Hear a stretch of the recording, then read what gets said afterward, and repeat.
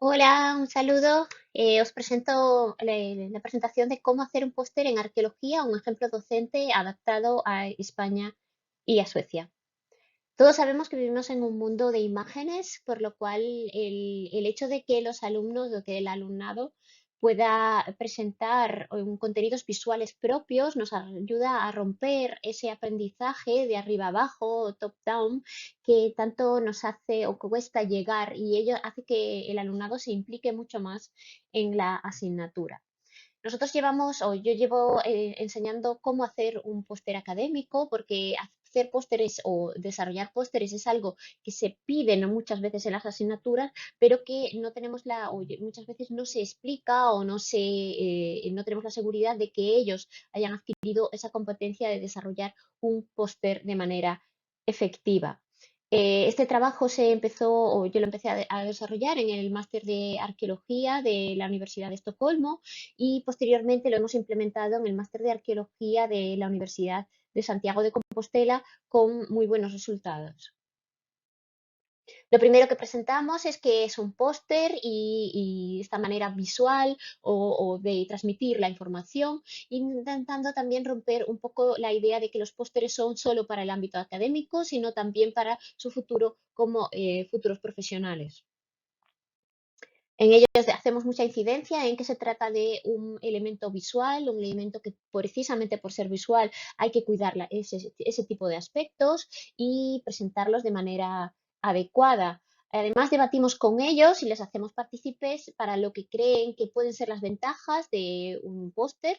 No, muchas veces les sorprende el hecho de que puede ser una ventaja el poder crear discusiones de una manera más próxima, el poder tener tu póster en la pared para que sea mucho más perdurable en el tiempo, de poder entregar copias pequeñas copias del póster, etcétera. Pero sí que es verdad que les cuesta entender las desventajas, que finalmente son mucho más, de una manera más práctica, el hecho de que hay que imprimirlo con antelación, de que esa impresión cuesta dinero y precisamente de que hay que llevar ese póster. Así, una de las maneras, como decían, que se puede sacar provecho de hacer un buen póster es el hecho de presentar la investigación o pedir dinero para desarrollar un proyecto de la empresa, por ejemplo, de arqueología que ellos puedan crear en el futuro. La verdad es que tenemos muy buen feedback de los alumnos, no tanto durante, me refiero, sí durante el curso, pero sí que exalumnos del máster nos dicen que posteriormente les ha ayudado en su carrera profesional el hecho de poder hacer un póster de calidad. Las guías principales es bastante largo, pero aquí voy a resumir una de las partes principales que nosotros les transmitimos, que son importantes. La primero es que tiene que ser muy conciso, eso les llama muchísimo la atención, sobre todo al alumnado de español, al alumnado de la Universidad de Santiago de Compostela. Tiene que ser algo que tarde en 5 minutos solo para leer, muy pocos datos, es algo también que cuesta cuando tenemos que pedir dinero, presentar un proyecto o, por ejemplo, en este caso, de presentar un trabajo que se ha hecho, ¿no? El texto no debe superar las 1000 palabras, es algo que somos bastante estrictos para que ellos se adapten y aprendan a ser concisos y aspectos como que tiene que ser leíble o que tiene que funcionar bien, que los ojos tienen que saber qué va después de cuál, qué aspectos va después y no pasarse el tiempo buscando dentro del póster. Además, una de las cosas donde insistimos es que las tablas que funcionan muy bien en el texto escrito no funcionan bien en los pósteres, son muy difíciles de ver, que las imágenes son una manera muy interesante de mostrar resultados, pero no deben estar duplicadas en el texto y ¿cómo se dice? Animarlos a que sean creativos. Empezamos a trabajar con ellos en el aula, ellos traen sus propios ordenadores, entonces una de las primeras cosas que les pedimos es que decidamos el software que vamos a elegir. Los más principales son PowerPoint, pero también Canva cada vez es más, se utiliza más. Elegir el tamaño que se quiere realizar, para eso hay que mirar las guías de dónde queremos presentarlo, si es en vertical o en horizontal, y una cosa muy importante es dejar los márgenes para la impresión y siempre revisar cuáles son las guías o si tu propia empresa tiene una guía para mostrar este tipo de trabajos. La estructura que se debe seguir tiene que ser sin balanceada, es decir, equilibrada, no debe ser simétrica, pero no debe parecer que está todas las cosas mezcladas. Una de las cosas principales es lo que llaman la regla de los terceros, donde lo que dice que nuestro ojo en una póster vertical se suele detener en aquellos aspectos donde tenemos un pequeño cruce, con lo cual las cosas más importantes estarían donde decimos aquí el círculo amarillo. Esto funciona bastante bien para las culturas que leen de izquierda a derecha. Una cosa también, de nuevo, importante para transmitir al alumnado es que, sobre todo, bueno, con las diferencias entre países, es que en España hay que llamarles mucho la atención para que intenten mantener las 1000 palabras. En el alumnado sueco de la Universidad de Estocolmo es justo lo contrario. Ellos tienden a ser mucho más breves en la descripción de sus trabajos, con lo cual hay que un poco animarles a que extiendan hasta las 1000 palabras. El tipo de letra se puede jugar con ella, pero sí que debe ser leíble y debe ser grande suficiente. Cuando hablamos del tipo de letra, pues es el contraste con el fondo, como podemos ver acá, aquí, evitar fuentes, tipografías difíciles de leer o en los fondos. Esto es muy importante para alumnado en España, donde hemos visto una tendencia a utilizar unos fondos demasiado recargados que hacen muy difíciles de ver el texto.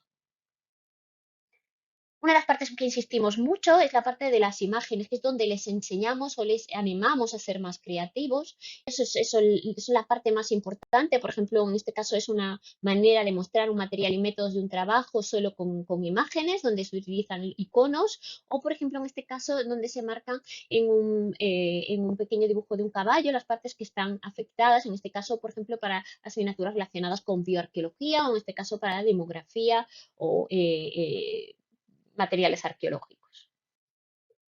Es importante que las imágenes sean leíbles, que se entienda bien y también les animamos a hacer su propio trabajo. A veces no tienen por qué tener mucha calidad, como vemos aquí, pero sí que resultan graciosos o pueden transmitir la idea de los dos resultados de una manera mucho más directa. Esto hace que sean diferentes o que llamen la atención. Una cosa que es importante también es insistir en que llamen la atención esté bien, pero tienen que llamar la atención con un objetivo determinado. Es decir, que cuando un póster llama mucho la atención, pero te acercas y no tienen nada que ver, o es muy difícil de leer, o las imágenes no tienen que ver con el texto, produce esa pequeña decepción. Así que es bueno hacer trabajos propios o hacer dibujos propios o mezclar imágenes que ya están. Si se utilizan imágenes, evitar el plagio y utilizar flechas siempre ayuda mucho para mostrar determinados puntos que queremos resaltar. Les enseñamos muchísimas páginas web que les pueden ayudar, tanto de iconos como de imágenes y, por ejemplo, de gráficos, mapas y en este caso hay muchas personas que les cuesta ver el contraste de color. El contraste de color es muy importante para mostrar lo que queremos mostrar, sobre todo cuando hay una diferencia entre el color que tenemos por ejemplo, en el PowerPoint, el que luego se va a imprimir y les enseñamos estas aplicaciones donde, por ejemplo, esto es Paleton, donde se pueden utilizar colores complementarios o hacer pruebas de color para aumentar o asegurarnos de que el póster cuando se imprime da buena imagen o se ve claramente las diferencias. Por ejemplo, esto es un ejemplo que utilizamos. Esto sería, pues, por ejemplo, el tamaño medio a lo largo del tiempo de una serie de animales. Una gráfica que sería tradicional y resulta difícil de llamar la atención, ¿no? Entonces, una de las cosas que le decimos, el primer paso es intentamos limpiar todo lo que son los ejes y dar color, y eso siempre anima un poco más, pero sí que es verdad que ahora nos cuesta identificar cuál de ellos es cuál de ellos es la vaca, el caballo, etcétera. Si le damos el color al texto, el mismo color que la gráfica, resulta mucho más intuitivo, pero de todas maneras sigue siendo difícil porque tenemos que leer y uno de los aspectos, por ejemplo, que podría llamar la atención es directamente utilizar los iconos de los animales. Hemos limpiado todos los ejes, queda mucho más limpio, más visual y llama mucho más la atención. Otra cosa que se podría jugar es, en el caso de que lo que quisiéramos decir es que hay un aumento del tamaño medio del ganado vacuno con respecto a otro tipo de ganados, pues entonces simplemente tendríamos que utilizar este modelo, donde todo queda en gris, se puede ver perfectamente, no si nos fijamos, se puede identificar perfectamente, pero que la imagen, ese pequeño resultado que queremos transmitir, que es el ganado vacuno aumenta en el tamaño, queda mucho más visual en este caso. Luego, decir, una de las cosas también que insistimos es la posibilidad de utilizar diagramas para enseñar nuestra investigación. Entre ellos, lo que hacemos también es repartimos pósteres de otros de congresos para que ellos puedan tener un póster en la mano. Hablamos de la calidad de los pósteres, de si se ve bien, si no se ve bien, si sirven para transmitir la investigación en arqueología, y ellos desarrollan el espíritu crítico.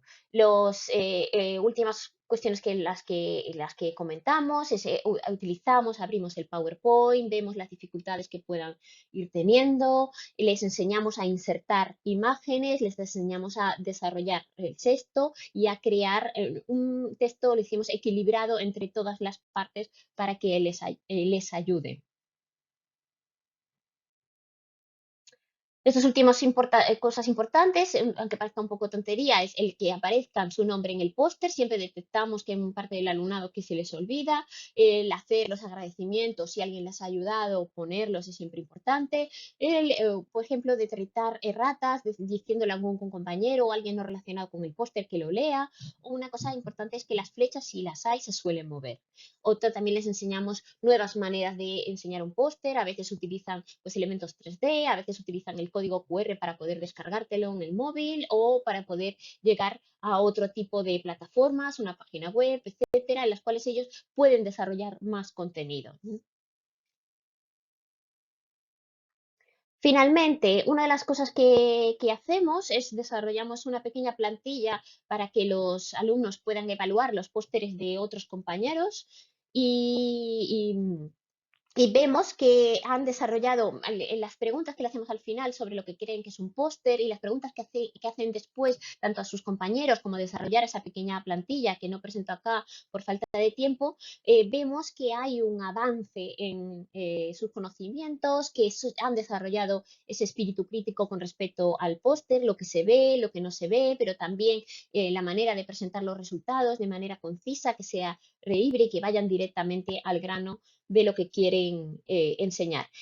Utilizamos este póster en una de las asignaturas que se llama, el formato póster se llama Paleoambiente y Arqueología, donde les pedimos que presenten un pequeño trabajo, un pequeño proyecto para realizar con una introducción, material y métodos y de resultados esperables y, por ejemplo, incluyen el presupuesto en un código QR como lo podamos mostrar y ha funcionado bastante bien.